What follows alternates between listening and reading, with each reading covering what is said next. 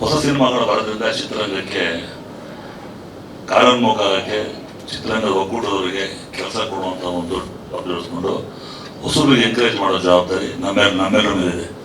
ಬಹುಶಃ ಮಾದೇಗೌಡ ಕಳೆದ ವಾರನೇ ಕರೆದಿದ್ರು. ಈಗಲೂ ಕೂಡ ನಿನ್ನೆ ಬೆಳಗ್ಗೆ ಫೋನ್ ಮಾಡಿದ್ರು ನನಗೆ. ಬ್ಯಾಂಕ್ ಮೀಟಿಂಗ್ ಇತ್ತು ಆ್ಯಕ್ಚುಲಿ. ಇನ್ಫ್ಯಾಕ್ಟ್ ಅನಿಸ್ತು ಯಾಕೋ ಹೊಸರು ದಂಡ ಮಾಡೋದು ಬರೆದಿರೋ ದೊಡ್ಡ ತಪ್ಪಾಗತ್ತೆ ಅಂತ. ಇಲ್ಲಿ ಬಂದ್ಮೇಲೆ ಅನಿಸ್ತು ನಾನು ಬಂದಿದ್ದು ಭಾಳ ಒಳ್ಳೇದಾಯಿತು ಅಂತ.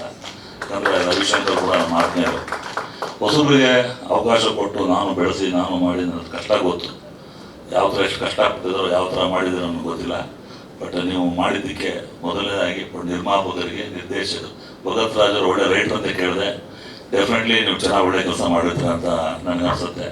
ಇದು very good writer and director. First time ಮೂವಿನದು, ಫಸ್ಟ್ ಡೈರೆಕ್ಷನ್ಸ್. ಯಾಕಂದರೆ ಹೊಸಬ್ರಿಗೆ ಎಷ್ಟು ಕಂಟೆಂಟ್ಸ್ ಇರುತ್ತೆ, ವಿಚಾರಗಳಿರುತ್ತೆ, ವಿಚಾರಧಾರೆಗಳಿರುತ್ತೆ. ಅಂಥವ್ರು ಸಪೋರ್ಟ್ ಮಾಡಿ ಬಂಡವಾಳ ಆಗೋದಿದೆಯಲ್ಲ, ಅದು ಭಾಳ ತುಂಬ ವೆರಿ ವೆರಿ ಇಂಪಾರ್ಟೆಂಟು. ಅದಕ್ಕೆ ಧೈರ್ಯ ಮಾಡಿ ಮಾದೇಗೌಡ ಅವ್ರ ಮುಂದೆ ಬಂದು ಈ ಸಿನಿಮಾನ ಒಂದು ಯಶಸ್ವಿಗೊಳಿಸ್ಬೇಕು ಅಂತ ದೊಡ್ಡ ಆಸೆಯಿಂದ ಬಂದಿರ. ನಿಮ್ಮ ಮನಸ್ಸಲ್ಲಿ ಏನಿದೆಯೋ, ನಿಮ್ಗೇನು ಆಸೆ ಇದೆ ಈಡೇರಲಿ.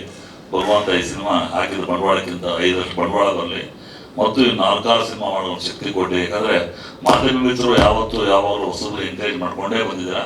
ಇಂಥ ಸಿನಿಮಾಗಳಿಗೆ ಸ್ವಲ್ಪ ಎಕ್ಸ್ಟ್ರಾ ಒತ್ತು ಕೊಟ್ಟ ಪಕ್ಷದಲ್ಲಿ ಅವ್ರು ಒಳ್ಳೇದಾಗತ್ತೆ ಅಂತ ಅನ್ಸುತ್ತೆ. ಯಾಕಂದರೆ ಇವತ್ತು ಸಿನಿಮಾಗಳು ನಿಲ್ತಾ ಇಲ್ಲ. ಥಿಯೇಟ್ರ್ಗಳಲ್ಲಿ ಏನು ಮಾಡ್ತಾರೆ, ಬೆಳಗ್ಗೆ ಮಾರ್ನಿಂಗ್ ಶೋ ಹಾಕಿ ಸಾಯಂಕಾಲದೊಳಗೆ ನೋ ಶೋ ಹಾಕ್ತಾರೆ. ಅಟ್ಲೀಸ್ಟ್ ಚಿತ್ರರಂಗ ನಾವು ಆ್ಯಕ್ಚುಲಿ ಥಿಯೇಟರ್ ಮನೆ ಲೆಟ್ರ್ ಬರೆದಿದ್ದೀನಿ. ಅದನ್ನು ಅಟ್ಲೀಸ್ಟ್ ಒಂದು 3 days 6 days 4 days 5 days sustain ಮಾಡಿರಿ. ಸಿನಿಮಾ ಹಾಕಿದ ತಕ್ಷಣ ಜನಕ್ಕೆ ಬರೋಲ್ಲ. ಹೊಸ ನಿರ್ಮಾಪಕರಾಗಲಿ, ಹೊಸ ನಟರಾಗಲಿ ತಂತ್ರಗಳು ಮಾಡಿದಾಗ ಅದು attraction of audience is difficult. ಇವತ್ತು OTT ಪ್ಲಾಟ್ಫಾರ್ಮ್ಗಳು ಕಾಂಪಿಟೇಷನ್ಗಳಲ್ಲಿ ನೀವು ಪಬ್ಲಿಷರು ಕೂಡ ಭಾಳ ಮುಖ್ಯವಾದ ಪಾತ್ರ ವಹಿಸುತ್ತೆ.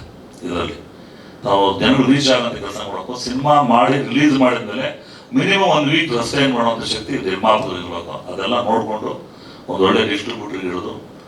ಸಿನಿಮಾ ರಿಲೀಸ್ ಮಾಡ್ತಾರೆ. ಸಿನಿಮಾ ಡೆಫಿನೆಟ್ಲಿ ದ ಸೂಟ್ ಸಿನಿಮಾ ಚೆನ್ನಾಗಿ ಬಂದಿದೆ ಅನ್ಸುತ್ತೆ. ನಾವು ನಮ್ಮ ಧ್ರುವ ಸರ್ಜಾ ಅವರು ಕೂಡ ಅದಕ್ಕೆ ವಿಶ್ ಮಾಡಿದ್ದು ನೋಡಿದರೆ ಕಂಟೆಂಟ್ ಓರಿಯೆಂಟ್ ನೋಡಿ ಈ ಸಿನಿಮಾ ನಿಮಗೆ ಒಳ್ಳೆಯದಾಗಲಿ. ಇನ್ನೂ 10 ಸಿನಿಮಾ ಮಾಡೋ ಶಕ್ತಿ ಕೊಡಲಿ.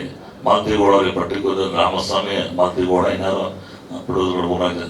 ಇಲ್ಲಿಗೆ ಕೆಲಸ ಮಾಡಿ ಎಲ್ಲ ತಂತ್ರಜ್ಞರಿಗೂ, ನಿರ್ದೇಶಕರಿಗೂ, ಛಾಯಾಗ್ರಾಹಕರಿಗೂ ಒಳ್ಳೆಯದಾಗುತ್ತೆ ಹೇಳ್ತಾ ನನಗೆ ಕರೆಸಿ ಮಾತಾಡೋಕೆ ಅವಕಾಶ ಕೊಟ್ಟಿದ್ದೀನಿ. ಮತ್ತೊಮ್ಮೆ ನಿಮಗೆ ವಂದನೆ. ನಾನು ಮಾತು ಮುಗಿಸ್ತೀನಿ. ನಮಸ್ಕಾರ.